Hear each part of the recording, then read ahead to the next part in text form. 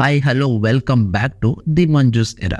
So last week ತರನೇ ಈ ವಾರ ಕೂಡ ಫಿಲ್ಮ್ ಇಂಡಸ್ಟ್ರಿನಲ್ಲಿ ತುಂಬಾನೇ ಅಪ್ಡೇಟ್ಗಳು ಬಂದಿದೆ. ಹೊಸ ಸಿನಿಮಾಗಳ ಟೀಸರ್ ಹಾಗೆ ಟ್ರೈಲರ್ ಹಾಗೆ ಸಾಂಗ್ಗಳ ಜೊತೆ ಸಿನಿಮಾಗಳು ಯಾವಾಗ ರಿಲೀಸ್ ಅನ್ನೋ ಒಂದು ಅಪ್ಡೇಟ್ಗಳು ಬಂದಿದೆ. ಯಾವುದೆಲ್ಲ ಅಪ್ಡೇಟ್ಗಳಂತ ಒಂದೊಂದೇ ನೋಡ್ತಾ ಹೋಗೋಣ. ಅದಕ್ಕೂ ಮುಂಚೆ ನೀವೇನಾದ್ರೂ ನಮ್ಮ ಚಾನಲ್ಗೆ ಫಸ್ಟ್ ಟೈಮ್ ಬಂದಿದ್ರೆ ಸಬ್ಸ್ಕ್ರೈಬ್ ಮಾಡ್ಕೊಳ್ಳೋದನ್ನ ಮಾತ್ರ ಮರಿಬೇಡಿ.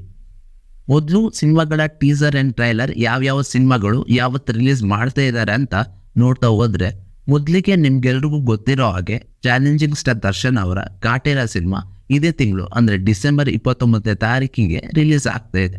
ಈ ಸಿನಿಮಾದ ಪವರ್ ಪ್ಯಾಕ್ ಇರುವಂಥ ಟ್ರೈಲರ್ ಇದೇ ತಿಂಗಳು ಅಂದರೆ ಡಿಸೆಂಬರ್ 16ನೇ ತಾರೀಕಿಗೆ ರಿಲೀಸ್ ಆಗ್ತಾ ಇದೆ.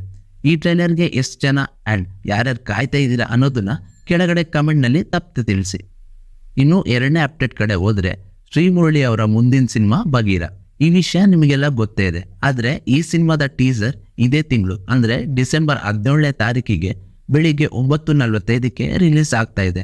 ಇನ್ನು ಈ ಸಿನಿಮಾ ಬಗ್ಗೆ ನೋಡ್ತಾ ಹೋದ್ರೆ, ಈ ಸಿನಿಮಾದ ಕತೆ ಬರೆದಿರೋದು ನಮ್ಮ KGFನ ಡೈರೆಕ್ಟರ್ ಪ್ರಶಾಂತ್ ನೀಲ್ ಅವರು ಆ್ಯಂಡ್ ಡೈರೆಕ್ಷನ್ ಮಾಡ್ತಿರೋದು ಸೂರ್ಯ ಅವರು, ಹಾಗೆ ಪ್ರೊಡ್ಯೂಸ್ ಮಾಡ್ತಿರೋದು ನಮ್ಮ ಒಂಬಳೆ ಫಿಲ್ಮ್ಸ್ ಅವರು. ಹಾಗೆ ಈ ಸಿನಿಮಾದಲ್ಲಿ ಮುರಳಿ ಅವ್ರ ಜೊತೆ ಹೀರೋಯಿನ್ ಆಗಿ ರುಕ್ಮಿಣಿ ವಸಂತ ಅವರು ಕಾಣಿಸ್ಕೊಳ್ತಾ ಇದ್ದಾರೆ. ಸೊ ಈ ಸಿನಿಮಾ ಮುಂದಿನ ವರ್ಷ ಬರೋದಂತೂ ಕನ್ಫರ್ಮ್. ಇದಿಷ್ಟು ಟೀಸರ್ ಆ್ಯಂಡ್ ಟ್ರೈಲರ್ ಬಗ್ಗೆ ಆಯಿತು. ಇನ್ನು ಈ ವೀಕ್ ರಿಲೀಸ್ ಆಗಿರೋ ಲಿರಿಕಲ್ ವಿಡಿಯೋ ಸಾಂಗ್ ಯಾವ್ದ್ಯಾವ್ದು ಅಂತ ನೋಡ್ತಾ ಹೋದ್ರೆ, ಅದು ಮೊದಲಿಗೆ ದರ್ಶನ್ ಅವರ ಕಾಟೇರ ಸಿನಿಮಾದ ಯಾವ ಜನ್ಮದ ಗೆಳತಿ ಲಿರಿಕಲ್ ಸಾಂಗ್ ರಿಲೀಸ್ ಆಗಿದೆ.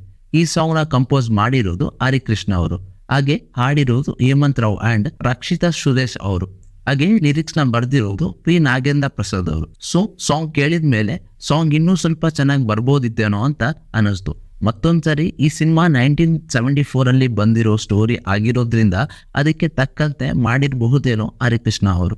ಇನ್ನು ಎರಡನೇದಾಗಿ ತುಂಬಾನೇ ಹೋಪ್ ಇಟ್ಟಿರುವಂತ ಪ್ರಶಾಂತ್ ನೀಲ್ ಆ್ಯಂಡ್ ಪ್ರಭಾಸ್ ಅವರ ಕಾಂಬಿನೇಷನ್ನ ಸಲಾರ್ ಸಿನಿಮಾದ ಆಕಾಶ ಗಡಿಯ ಲಿರಿಕಲ್ ಸಾಂಗ್ ರಿಲೀಸ್ ಆಗಿದೆ.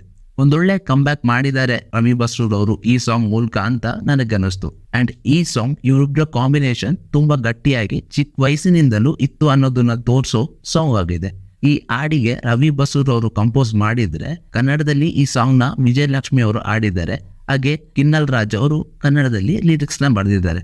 ಇನ್ನು ಈ ಸಾಂಗ್ ನ ಹೆಚ್ಚಿನ ಡೀಟೇಲ್ಸ್ಗಾಗಿ ಒಂದು ಸಪ್ರೇಟ್ ವಿಡಿಯೋನೇ ಮಾಡಿದ್ದೀನಿ, ಒಂದ್ಸರಿ ಚೆಕ್ಔಟ್ ಮಾಡಿ. ಇನ್ನು ಇದ್ರ ಜೊತೆ ಮಹೇಶ್ ಬಾಬು ಅವರ ಓ ಮೈ ಬೇಬಿ ಲಿರಿಕಲ್ ಸಾಂಗ್ ಕೂಡ ರಿಲೀಸ್ ಆಗಿದೆ. ಹಾಗೆ ಸೈಂಧವ್ ಸಿನಿಮಾದಿಂದ ಶಾರದಾ ಸರದಾರ ಸಾಂಗ್ ಜೊತೆ ಅನಿಮಲ್ ಸಿನಿಮಾದ ಅಬ್ರಾರ್ ಎಂಟ್ರಿ ಸಾಂಗ್ ಕೂಡ ರಿಲೀಸ್ ಆಗಿದೆ. ಇನ್ನು ದುನಿಯಾ ವಿಜಯ್ ಅವರ ಐ ಲವ್ ಯು ಕಣೆ ಸಾಂಗ್ ಕೂಡ ರಿಲೀಸ್ ಆಗಿದೆ. ಇದಿಷ್ಟು ಈ ವಾರ ರಿಲೀಸ್ ಆಗಿರೋ ಲಿರಿಕಲ್ ಸಾಂಗ್ಸ್.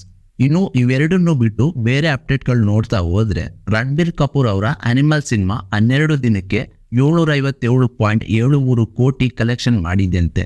ಈ ಸಿನಿಮಾ 1000 ಕೋಟಿ ರೀಚ್ ಮಾಡಿದ್ರು ಮಾಡಬಹುದೇನೋ. ಇನ್ನು ನಮ್ಮ ಕನ್ನಡದಲ್ಲಿ ಯೋಗರಾಜ್ ಭಟ್ ಅವರ ಡೈರೆಕ್ಷನ್ ನ ಕರ್ನಾಟಕ ದಮನಕ ಸಿನಿಮಾದ ಶೂಟಿಂಗ್ ಕಂಪ್ಲೀಟ್ ಆಗಿದೆ. ಹಾಗೆ ರಕ್ಷಿತ್ ಶೆಟ್ಟಿ ಅವರು ಪ್ರೊಡ್ಯೂಸ್ ಜೊತೆ ಪ್ರೆಸೆಂಟ್ ಮಾಡ್ತಿರುವಂತ ಬ್ಯಾಚುಲರ್ ಪಾರ್ಟಿ ಸಿನಿಮಾದ ಪೋಸ್ಟರ್ನ ಇವರು ರಿಲೀಸ್ ಮಾಡಿದ್ದಾರೆ ಆ್ಯಂಡ್ ಸಿನಿಮಾ ಕಮಿಂಗ್ ಸೂನ್ ಅನ್ನೋದನ್ನ ತಿಳಿಸ್ತಾ ಇದ್ದಾರೆ ಕೂಡ. ಇದ್ರ ಜೊತೆ ಜಿಗರ್ ತಂಡ ಸಿನಿಮಾದಿಂದ ಡಾಲಿ ಧನಂಜಯ್ ಅವರಿಗೆ ಅವಕಾಶ ಸಿಕ್ಕಿದಂತೆ. ಆ ಅವಕಾಶನ ಧನಂಜಯ್ ಅವರು ರಿಜೆಕ್ಟ್ ಮಾಡಿದಾರಂತೆ. ಇನ್ನು ಅನಿಮಲ್ ಸಿನಿಮಾದ ಸ್ಮಾಲ್ ರೋಲ್ ನಲ್ಲಿ ಫೇಮಸ್ ಆಗಿರೋ ತೃಪ್ತಿ ಅವರು ಪಾಪ್ಯುಲರ್ ಇಂಡಿಯಾದ ಸೆಲೆಬ್ರಿಟಿ ಲಿಸ್ಟ್ ನಲ್ಲಿ ಮೊದಲನೇ ಅವರು. ಹಾಗೆ SRK ಅವರ Jawan cinema most popular Indian movies ಅಲ್ಲಿ ಮೊದಲನೇ ಸ್ಥಾನದಲ್ಲಿದೆ. ಇನ್ನು ಸಲಾರ್ ಸಿನಿಮಾಕ್ಕೆ ಸರ್ಟಿಫಿಕೇಟ್ ಕೂಡ ಸಿಕ್ಕಿದೆ. ಇದಿಷ್ಟು ಈ ವಾರದ ಅಪ್ಡೇಟ್ಸ್. ಇದೇ ರೀತಿ ಅಪ್ಡೇಟ್ಗಳಿಗಾಗಿ ನಮ್ಮ ಚಾನಲ್ನ ಸಬ್ಸ್ಕ್ರೈಬ್ ಮಾಡಿ ಅಂತ ಹೇಳ್ತಾ ಈ ವಿಡಿಯೋನ ಮುಗಿಸ್ತಾ ಇದ್ದೀನಿ. ಈ ವಿಡಿಯೋ ನಿಮಗೆ ಹೇಗೆ ಅನ್ನಿಸ್ತು ಅನ್ನೋದನ್ನ ಕೆಳಗಡೆ ಕಮೆಂಟ್ನಲ್ಲಿ ತಿಳಿಸಿ ಅಂತ ಹೇಳ್ತಾ ಮತ್ತೆ ಸಿಗೋಣ ನಿಮ್ಮ ಕನ್ನಡಿಗ.